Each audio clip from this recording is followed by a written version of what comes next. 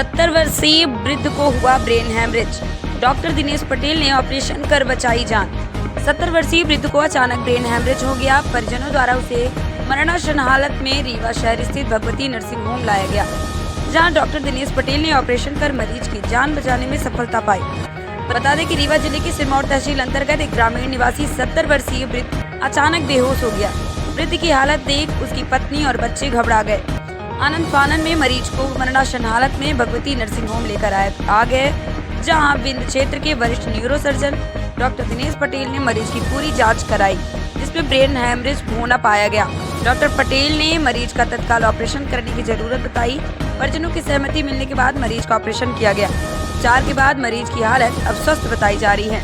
मरीज और उसके परिजनों ने डॉक्टर दिनेश पटेल और भगवती नर्सिंग होम के बारे में क्या कुछ कहा, सुनिए। क्या नाम है दादा आपका?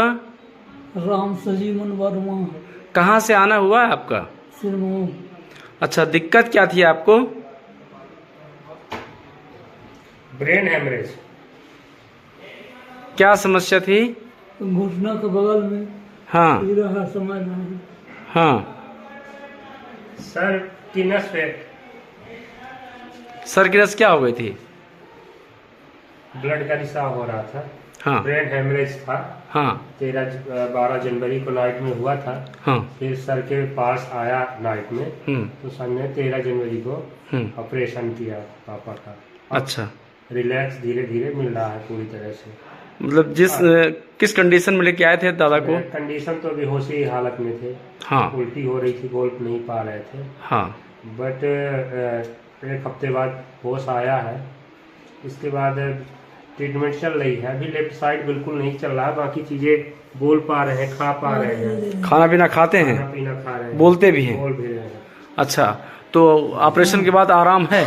ऑपरेशन के बाद 50% आराम है। हाँ। अच्छा, कहाँ ऑपरेशन हुआ? यहाँ भगवती में, भगवती नर्सिंग होम में जी। ऑपरेशन हुआ। जी। अब आराम है? अब आराम है। ये दादाजी आपके कौन लगते हैं? मेरे पापा हैं। अच्छा, आपका नाम? ओम प्रकाश कुशवाहा। कहाँ से आए हैं? मैं सिरमौर ब्लॉक के राजगढ़ गांव से आया। अच्छा जी। कुछ ये भगवती नर्सिंग होम और डॉक्टर साहब के बारे में कुछ कहेंगे? डॉक्टर साहब का ट्रीटमेंट बहुत बेहतर है, गजब का ट्रीटमेंट है। जो उम्मीद नहीं कर सकते हम लोग, हमको डॉक्टर साहब ने वो दिया है।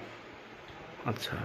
उम्मीद ऐसी थी कि जो भी देखने आता था गांव से या रिलेशन के, तो यही कयास लगाते थे कि इनको अभी कोई आशा नहीं है, टाइम लगेगा, ठीक भी हो सकते नहीं भी हो सकते, लेकिन हम लोगों को उम्मीद थी डॉक्टर साहब से। तो उन्होंने बहुत अच्छा ट्रीटमेंट किया और दिखाए और दवाई ढंग से किए, तो आराम है। आज सामने है पापा हमारे। दादा की उम्र कितनी है पापा की आपके? 70 साल।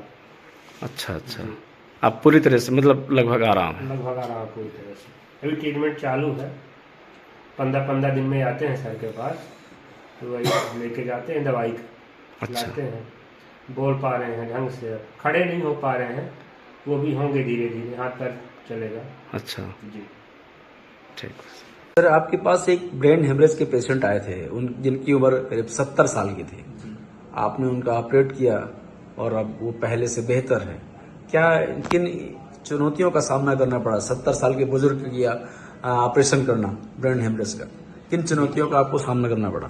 जैसे जो मरीज थे काफ़ी गंभीर स्थिति में मेरे पास आए थे और हमने बोला कि ऑपरेशन करना उचित है।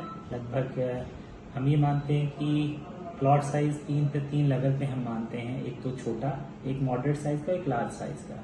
इनका मॉडरेट टू लार्ज साइज में था।